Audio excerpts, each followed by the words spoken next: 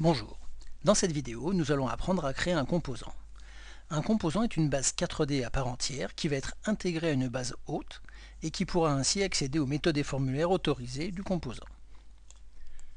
Nous allons donc quitter 4D, le relancer, créer une nouvelle application que nous allons appeler Component V13.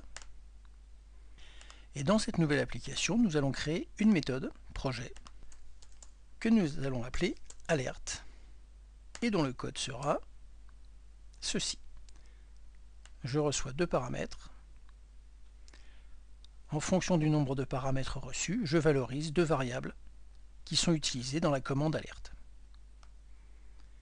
Ensuite, dans les informations sur la méthode, je précise que cette méthode sera partagée entre le composant et la base hôte.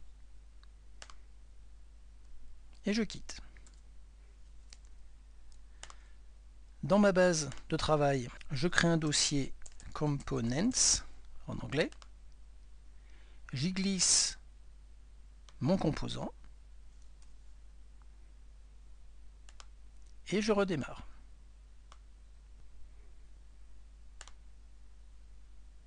Dans la liste des méthodes figurent les méthodes composants, dont le composant V13 que nous venons de créer avec la méthode alerte.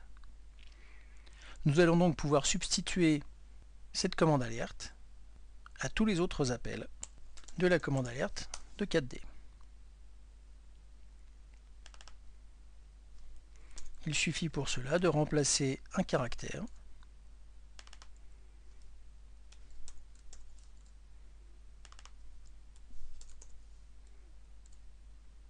Nous pouvions bien évidemment le faire, remplacer dans le contenu de cette manière-là. Une fois ces modifications effectuées, nous pouvons les retester sur le formulaire test variable par exemple, dans lequel nous avions sur le calcul ici la commande alerte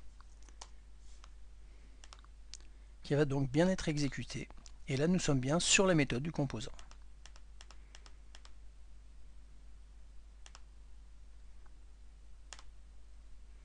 Et nous allons vérifier en passant un deuxième paramètre. Ça fonctionne toujours. Nous obtenons bien le texte passé en paramètre. Notre composant est donc fonctionnel et nous pouvons y ajouter autant de méthodes que nous le souhaitons.